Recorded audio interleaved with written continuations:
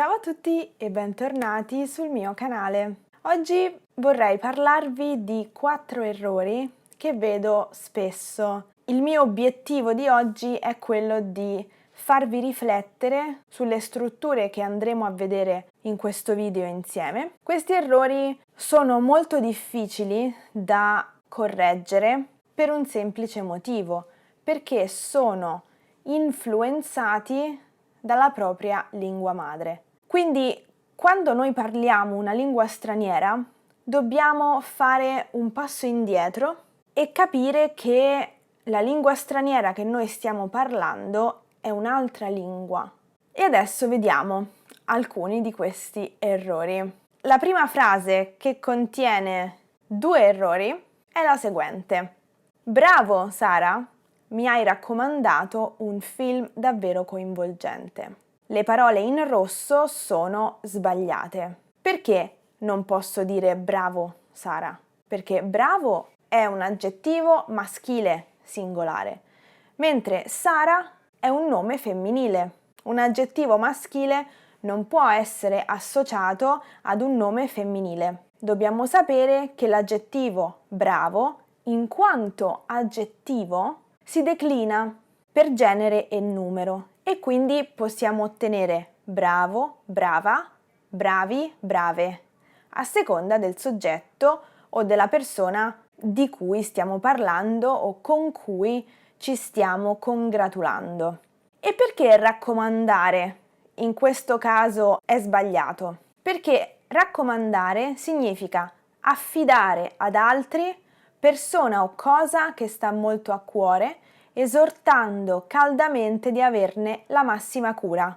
Raccomandare però significa anche segnalare una persona e intercedere a suo favore, favorirla. Quindi vedete che i 2 significati primari di raccomandare rendono questo verbo assolutamente fuori luogo, fuori posto nella frase mi hai raccomandato un film davvero coinvolgente. Non si raccomanda un film da vedere o un libro da leggere. Come correggiamo questa frase? Dobbiamo dire brava Sara, mi hai consigliato un film davvero coinvolgente. Va bene? Quindi mi raccomando, fate attenzione. Ogni lingua è diversa e ogni lingua ha le sue regole. Quindi non possiamo applicare le regole di una lingua ad un'altra lingua. Non ha senso. Vediamo la seconda frase che racchiude gli altri 2 errori frequenti. Studio l'italiano per 3 mesi e lo pratico ogni giorno.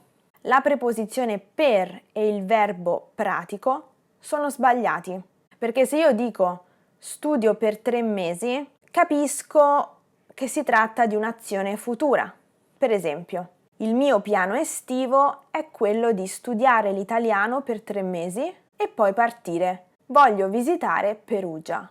Invece dalla frase studio l'italiano per 3 mesi e lo pratico ogni giorno, chi parla si sta riferendo al passato. Vuole dire che ha iniziato a studiare l'italiano 3 mesi fa. Quindi la preposizione per non è corretta. E non è corretto neanche il verbo praticare. Perché? Perché in italiano si pratica uno sport, si pratica una religione, si pratica una professione, ma non si pratica una lingua. Quindi, come dovremmo dire questa frase in un modo corretto? Dobbiamo dire studio l'italiano da 3 mesi e mi esercito ogni giorno. In italiano, ovviamente. Ma possiamo evitare di ripeterlo perché è logico che si sta parlando dell'italiano. Studio l'italiano da 3 mesi significa che 3 mesi fa ho cominciato a studiare l'italiano, ancora oggi studio l'italiano e probabilmente continuerò anche in futuro. Mi esercito in italiano ogni giorno. Qui dobbiamo usare il verbo esercitarsi. Quindi l'obiettivo del video di oggi è quello di farvi riflettere su delle strutture che magari pensate siano italiane, ma che in realtà non lo sono. Se volete assomigliare di più a un parlante nativo quando parlate, vi consiglio di iniziare a fare attenzione alle strutture che abbiamo visto in questo video. Non pensate che perché una cosa è così nella vostra lingua madre, lo è per forza anche in un'altra lingua. Dobbiamo accettare le differenze che ci sono tra una lingua e l'altra e semplicemente adottarle nelle nostre conversazioni.